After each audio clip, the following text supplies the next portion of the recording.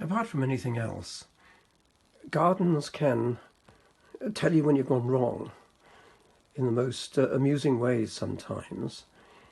This is a view out of our bedroom window, and you see there some irises growing. They're actually coming from a pot, which you can just see in the bottom left-hand corner there. And that's where I planted two clematis in the autumn, one evergreen and one winter flowering. And I must have had these bulbs somewhere, and I just shoved them in as well. And then coming down a little bit to this bowl, which has geraniums in it, nearly all of those overwintered right outside our bedroom window. Really interesting because it tells you just how mild the winter was. Of the 4 cameos today, I find this one really interesting because every year I look forward to seeing it, and I look for it. It's almost nondescript.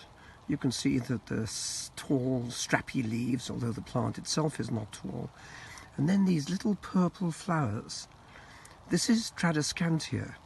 I've been growing it here, I think, almost all the time that I've been here. And every year it comes up as reliable as anything from a very plain background. This is partly because the gardener I followed the most in the last 30 years is Beth Chatto. And she taught me so much about the importance of leaf formation and the little unexpected things that catch you by surprise and make you happy. The third cameo is a mistake. Last September I went to the autumn show at Wisley. I find Wisley much better as a show than Hampton Court or Chelsea because those venues are so crowded.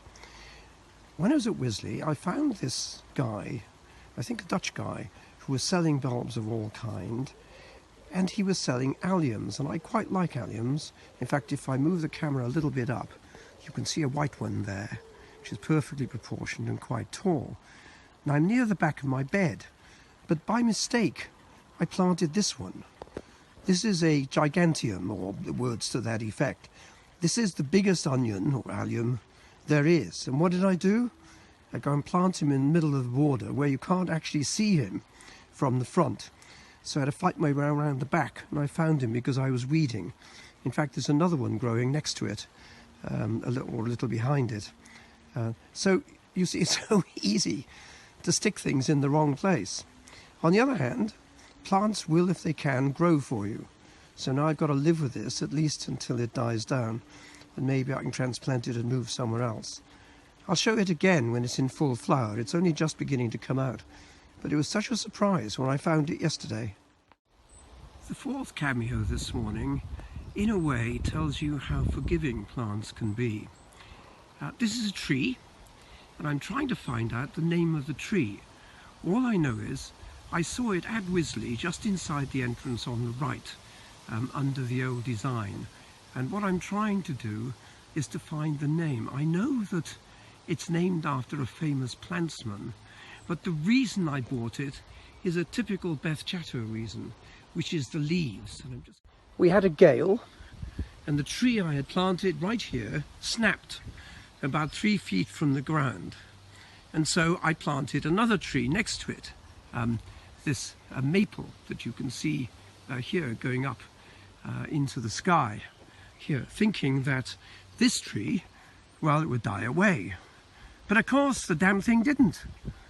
It sprouted up from the ground. It's growing now more like a bush than like a tree, and I must talk to the RHS and ask them if I could actually chop the branches at the bottom and turn it back into a tree.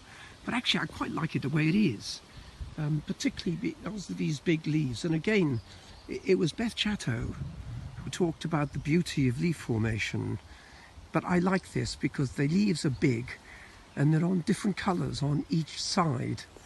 You can see it's beginning to encroach into my vegetable garden, or rather the garden where I grow things for picking, in that sense. But I love it, and so I'm going to keep it there. I'm afraid the poor old maple has to compete behind it. But it does show you that plants will do their best to grow, even if, as you've seen this morning, I put them in either not an ideal place, like the irises, or in a daft place, like the gigantic alliums. But at the same time, they surprise you. And I think that's one of the nice things about a garden. There's always an element of surprise, even if you feel a bit embarrassed and laugh at yourself.